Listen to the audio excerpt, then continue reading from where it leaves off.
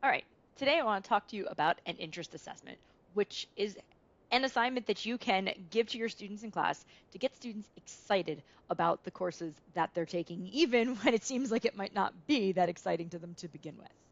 So, how come this is something we want to do? Well, interest helps provide a connection to the material, and it is absolutely difficult and sometimes impossible for our brains to learn something new if we don't feel connected to it. So, finding those connections, especially where students don't realize they exist, helps. It also helps students get over the activation hump. So, you can see in the image here, this is from biology where we talk about enzymes and reactions, and a reaction has to occur, but it has to get over a hump of activation energy, and an enzyme helps to do that. Well, a lot of times, students, and in particular neurodiverse students, students with ADHD, other similar things, have a very high activation hump or energy that they require to get over it. And having an interest in something is one way to really shoot past that and say, oh, I see the end goal. I can really get into whatever it is. For neurodiverse students, this might be the only way they find a way to interact with your class. If they're not interested in something, people with ADHD can really fall off in a sense of being completely unable to do something.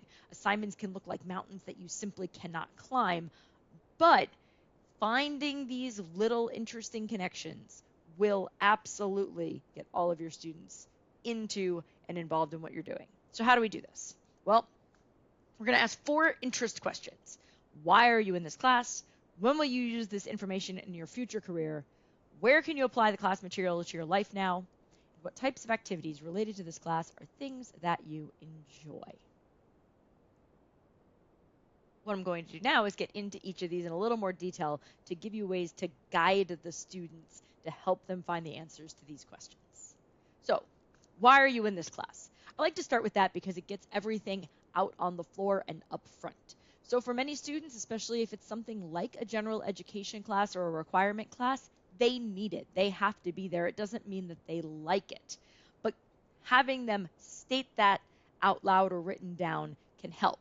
However, we can then point out more things. We can point out specific learning outcomes that are useful to them, not just the class in general, but here's a piece of it that will help you, or here's a piece of it that relates to some other things. A lot of times, if it's an early introductory class, you need this background to understand your future classes. So as somebody who teaches general biology, sometimes I focus on the idea that you aren't going to have to memorize every single piece of this, but you might need to be able to think back on it in the future when you're doing something more specific. Sometimes it's just logistics that got them into a particular class. They picked it for an instructor for a time of day because it fit into their schedule. Again, part of this is just knowing and recognizing what got them there. This may or may not help connect to the interest, but at least it gives you a starting point. So next is, when will you use this information in your future career? This is where college and career links are really important. In some cases, this will be very obvious because you will be teaching specific content, specific skills that are directly related to their careers. But in general education classes, that's not always true, in which case you can focus on the general ideas, the soft skills, the learning of basic concepts like problem solving. Everybody needs problem solving, and it's different in every field. So getting a look at problem solving in different ways, depending on what your class comes at it from, will be helpful. Communication is an absolutely key career skill that is different in different fields. We communicate in different ways, and getting a broadness of communication will help somebody in a future career, almost no matter what career that's in. And self-directed learning. One of the things I always point out to my students is that we will focus on them being able to teach themselves some of the material and me guiding them along. If that's what they're doing, that's important as well, because things are going to change. No matter what they think they're going to do now, no matter what the current job market or current jobs look like, things are going to change, and they're going to change fast. Being able to teach yourself something new is sometimes the key skill that a future employer is looking for. Where can you apply this class material to your life now? It's great to think about the future, and some students do a really good job of saying, oh, I need this in the future, and I can put a point on that and use it to get me through. But other people, even if the future is obvious to them, have trouble finding interest if they can't relate it to something right this moment. As much as possible, find ways to relate the specific material in your class to real life applications, starting from the beginning, but anytime you get a chance to say, hey, here's where it relates to this, and here's an example from that, and here's a place where you might use a version of this is helpful. Critical thinking is always an everything we do right now kind of skill. And so if we can point out the different ways your field uses that kind of thinking, you can connect to immediate things students are doing. Current events can also be helpful. If there's something we're learning about in college, most likely there is an event somewhere that has a relationship to it. We have economies, we have home lives, we have shopping, we have all kinds of things that we do. There's got to be a way to connect your material to something that's happening out there in the world that could impact our students' lives. And when it's got a personal impact, that helps you gain a personal interest. Furthermore, try to connect to things not just job related, but that are hobbies, that are household, that are everyday, day-to-day situations, because that's really where they'll go, oh, I heard that in class, I used it this week, now I get the idea. Even if it's just a tiny thing, it sparks that interest. Finally, if you really can't do it with the subject material, this last idea is how to connect to anything by getting interested in the activity, getting interested in the way something is taught. So what types of activities are related to this class?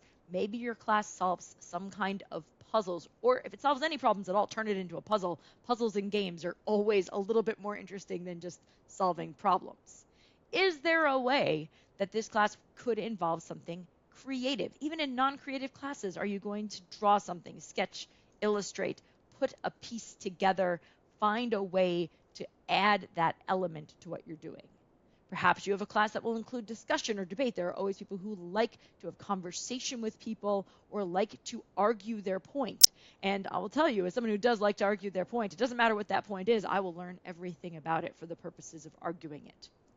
Maybe it's a class where they'll get to work with their hands in some way, or you can find a way to do that. So getting more kinesthetically involved, using hands, using people, creating something physical can really connect to others. And finally, teaching others is a great activity that all classes should involve in at least some form, because teaching is one of the highest levels of learning. People, even when they kind of say they aren't sure about it, really enjoy showing something to someone else or telling them something and having them get that, oh, that's cool, aha type of experience. So if you can give that to your students in any way, they will find an interest in the material. So how do you use the interest assessment?